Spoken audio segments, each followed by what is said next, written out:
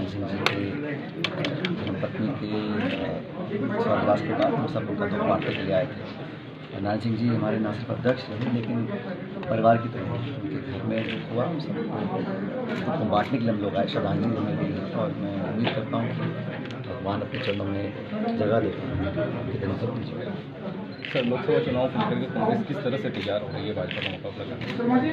देखिए, हम लोगों ने जो विधानसभा चुनाव लड़ा था उसमें सरकार नहीं बना पाए, लेकिन हमारा जो वोट का प्रतिशत है तो भाजपा से बहुत कम अंतर था, 1 या 1.5% का था। और अभी जो सरकार का काम देख रहे हैं हम लोग, आपस में जो असहमतियाँ सामने आ रही हैं, प्रशासन की पॉलिटिकल बातें, तो मुझे लगता है कि लोग समझ गए हैं कि ये सरकार उम्मीदों पे खरा नहीं उतर पाएगी। और देश में जो माहौल बना है 10 साल में, चाहे कोई कुछ भी कहे, लेकिन बीजेपी की 10 साल की रिपोर्ट कार्ड आप देखिए, हर मुद्दे पर उन्होंने वादाखिलाफी करी है।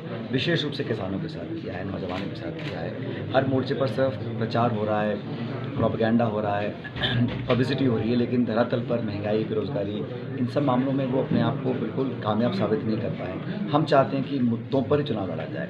बीजेपी चाहती है कि भावनात्मक मुद्दे, जज्बाती मुद्दों पर चुनाव लड़ा जाए। हम चाहते हैं कि फसल खरीद पर चुनाव लड़ा जाए, कितना निवेश हो उस पर चुनाव लड़ा जाए, 2 करोड़ रोजगार की बात की थी, उस पर चुनाव लड़ा जाए। और हम इंडिया, हमारी जो अलायंस पार्टनरशिप बनी है बड़ी मजबूत है। अभी 3-4 राज्यों में हमने अपनी सीट शेयरिंग के अनाउंसमेंट्स करी है। आने वाले दिनों में और भी हम लोग अनाउंसमेंट्स करेंगे। तो इंडिया अलायंस मजबूत है और यही कारण है शायद कि बीजेपी बोलते हैं वो 304, 400 पार, 500 पार, लेकिन वो चिंतित हैं कि धरातल पर स्थितियाँ अलग हैं और इसलिए वो एक-एक करके कांग्रेस या बाकी पक्ष के लोगों को अपने साथ जोड़ना चाह रहे हैं। अगर उनमें इतना आत्मविश्वास होता सीट जीतने का, चुनाव जीतने का, तो काहे को वो अलग-अलग नेताओं पर डोरे डालते और अपने साथ जोड़ते। सर, कई जनाधार वाले नेता हैं, उनको भी कांग्रेस से दूर किया है और अपने साथ शामिल किया है, इससे कोई फर्क पड़ने वाला क्या है? मैंने कहा ना, चुनाव से पहले बहुत से लोग आते हैं, बहुत से लोग जाते हैं, ये लगभग हर चुनाव के पहले होता है। लेकिन ये चुनाव अलायंस का चुनाव है, एनडीए वर्सेस इंडिया अलायंस। हमारा अलायंस मजबूत है, सीट शेयरिंग हम लगभग फाइनल कर चुके हैं,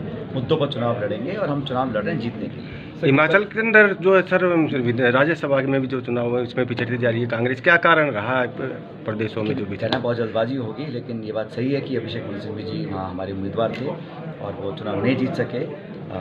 कुछ वहाँ पर एमएलएस का वोट नहीं पड़ा, उस पर पार्टी ने ऑब्जर्वर्स अपॉइंट किए हैं, वो शिमला पहुँच रहे हैं, बहुत जल्द सबसे बात करेंगे। मैं उम्मीद करता हूँ कि मामले को सुलझा देंगे। सर, राजस्थान को लेकर किस तरह से देखते हैं? अच्छे परिणाम आएंगे, बहुत अच्छे परिणाम आएंगे।